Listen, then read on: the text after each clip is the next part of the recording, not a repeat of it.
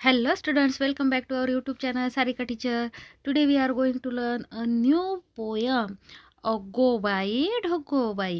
विद्यार्थी मित्रांनो, आज आपण पान क्रमांक 2 वरची अगोबाई ढगोबाई ही कविता बघणार आहोत. चला तर मग बघा, गाण्याचे नाव आहे सारे सारे गाऊया. सारे सारे गाऊया म्हणजे काय? आपण सगळे मिळून गायचं आहे. काय गायचं आहे मुलांनो? तर अगोबाई ढक्कोबाई. चला तर सुरुवात करूया. इथे ही जी कविता आहे, हे जे गाणं आहे ना, या गाण्याचा अर्थ इथे तुम्हाला समजून घ्यायचा गरज नाही आहे. हे फक्त तुम्हाला तालासाठी तुमचं अभ्यासात मन रमवावं म्हणून आपल्याला हे गाणं गायचं आहे. तरीसुद्धा मी तुम्हाला या गाण्याचा अर्थ सांगणार आहे. ओके. तर बघा, पहिल्या 4 ओळीत काय म्हणतायत?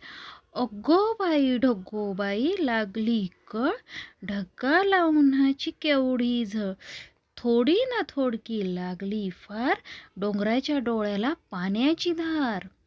कवी काय म्हणतायत की ढगाला उन्हाची झळ लागली की पाऊस पडायला सुरुवात होते. आणि हा पाऊस कुठे पडत आहे? तर डोंगरावर.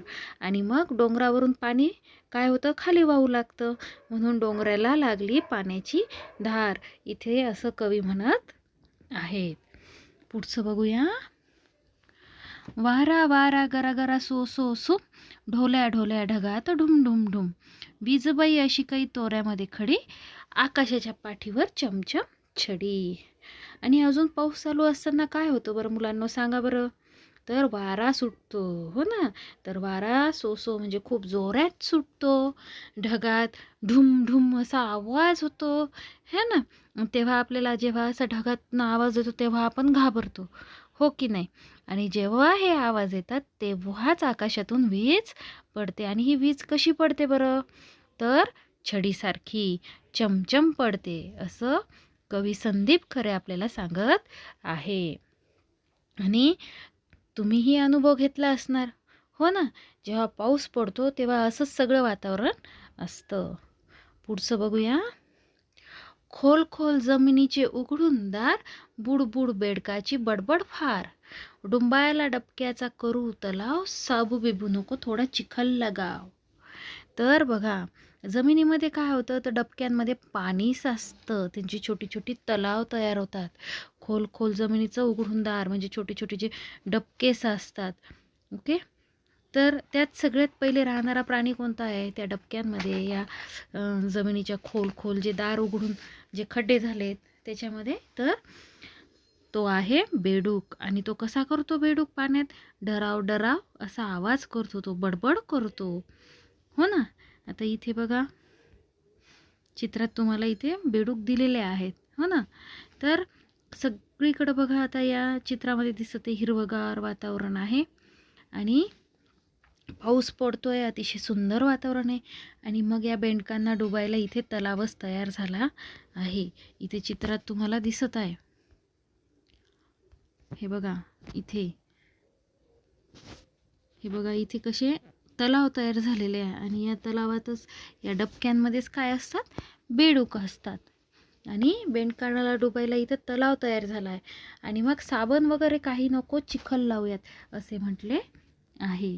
इथे हे बेडूक पण डुबायला लागलेले आहेत, हो ना. इथे चित्रामध्ये तुम्हाला खाली दिसत असणार. अतिशय सुंदर असं हे गाणं आहे, संदीप खरे यांनी लिहिलेलं. ओके. चला तर मग आता आपण काय करूया? गाणं म्हणूया. ओके. तर तुम्ही पण हे गाणं माझ्यासोबत म्हणून बघा. अगोबाई ढकोबाई, अगोबाई ढकोबाई लागली कळ, ढगाला उन्हाची केवढी झळ, थोडी ना थोडकी लागली फार, थोडी ना थोडकी लागली फार, डोंगराच्या डोळ्याला पाण्याची धार, अगोबाई ढगोबाई, अगोबाई ढगोबाई, अगोबाई ढगोबाई. नेक्स्ट बघूया. वारा वारा गरा गरा सो सो सुम, ढोला ढोल्या ढगात ढुम ढुम ढुम. वारा वारा गरा गरा सो सो सुम, ढोला ढोल्या ढगात ढुम ढुम ढुम. वीजबाई अशी काही तोऱ्यामध्ये खडी, आकाशाच्या पाठीवर चमचम छडी. अगोबाई ढगूबाई, अगोबाई ढगूबाई लागली कळ, ढगाला उन्हाची केवढी झळ. थोडी ना थोडकी लागली फार, थोडी ना थोडकी लागली फार.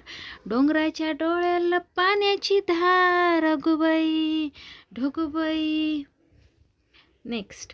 खोल खोल जमिनीचे उघडून दार, बुड बुड बेडकाची बडबड फार. डुंबायला डबक्यांचा करूया तलाव, साबू बिबू नको थोडा चिखल लगाव.